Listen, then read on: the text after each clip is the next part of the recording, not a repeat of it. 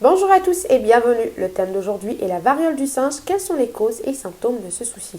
Avec plus d'un millier de cas recensés dans divers pays, le monkeypox, soit la variole du singe, suscite l'inquiétude.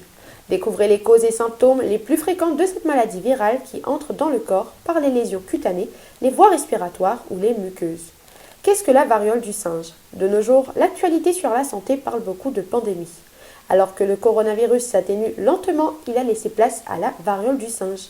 Ce virus qui a été découvert en été 1958 est étroitement apparenté au genre Orthopoxvirus. Celui-ci comprend également les varioles du chameau et de la vache. Quelles sont les causes de cette maladie virale? Aujourd'hui, depuis la Covid-19, les gens sont plus consciencieux de leur santé et du bon fonctionnement de leur corps. Divers facteurs sont responsables de la variole du singe. Le contact direct avec les muqueuses ou les lésions cutanées d'une personne infectée, incluant durant les relations sexuelles, fait partie des causes de cette maladie virale. De plus, le virus monkeypox peut être transmis par les gouttelettes respiratoires produites lors des postillons, de la salive et des éternuements. Faites un dépistage dès l'apparition des premiers symptômes. Des maux de tête, le manque d'énergie, des douleurs musculaires et dorsales, de la fièvre et une tuméfaction des ganglions, entre autres, sont les symptômes d'une infection à la variole du singe. L'apparition d'une éruption cutanée du visage au reste du corps survient à la seconde période.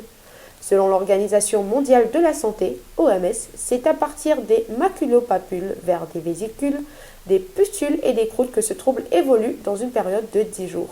Dès l'apparition de ces signes, il faut contacter une ambulance et se mettre en isolement. Y a-t-il un traitement contre la variole du singe? Non. Jusqu'à présent, il n'y a pas de remède contre la variole du singe. Toutefois, la propagation des maladies infectieuses peut être réduite par la prévention. D'après les experts, la vaccination contre ce trouble est efficace à 85% et est un excellent moyen de prévenir ce souci ou de le rendre moins grave. C'est tout pour moi aujourd'hui et restez connectés pour retrouver de nombreuses actus de ce genre. Je vous dis à très bientôt.